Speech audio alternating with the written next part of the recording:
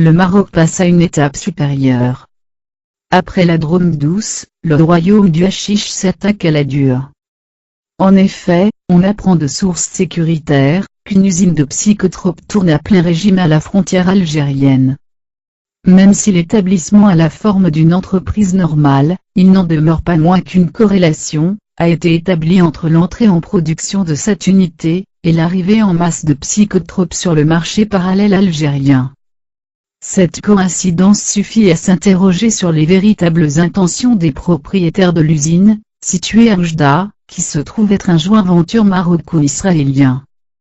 De là à dire que les capitaux marocains de ce projet sont le fruit du blanchiment de l'argent du kiff, il y a une petite frontière qu'il est aisé de traverser, compte tenu des objectifs quelque peu flous assignés à cette usine. Toujours est-il que le même genre de médicaments psychotropes censés être fabriqués se retrouve dans les poches des jeunes Algériens et Marocains. Il y a manifestement des fuites à grande échelle, à voir le développement de l'usage du Rivotril parmi les toxicomanes. C'est dire qu'on ne parle pas là de petits laboratoires clandestins, mais d'une véritable industrie, dont le chef serait un juif marocain, connu pour son alliance avec les cartels mondiaux de trafic de drogue. L'emplacement de cette usine, Oujda, montre les velléités des commanditaires. Les saisies records de cette substance par les services de sécurité activant au niveau des frontières ouest du pays, attestent de l'impact qu'a cette unité de production sur le marché parallèle des psychotropes. À côté de cette invasion des psychotropes, les services de sécurité révèlent une hausse inquiétante des saisies d'ecstasy en provenance du Maroc.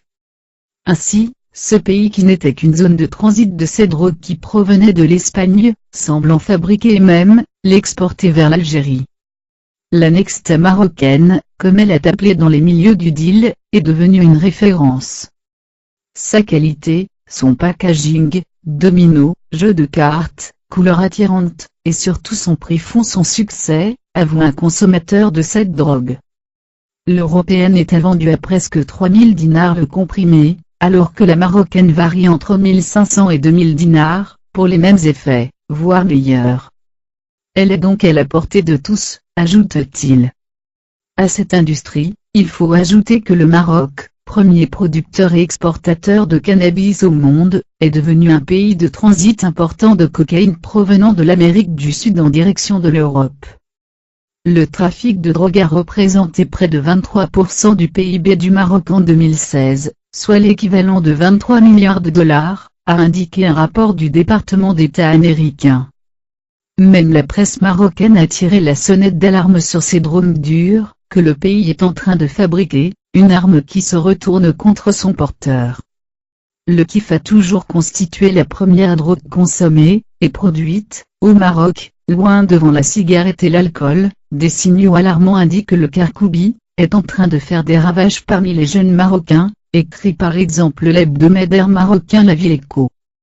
Il y a quelques semaines, l'hebdo tel quel avait fait sa une avec un titre des plus parlants, Révélation sur le cartel de cocaïne marocain. Une sale guerre donc, qui explique on ne peut plus mieux, la réaction violente du ministre des Affaires étrangères, Abdelkader Messalel, contre le roi de la drogue.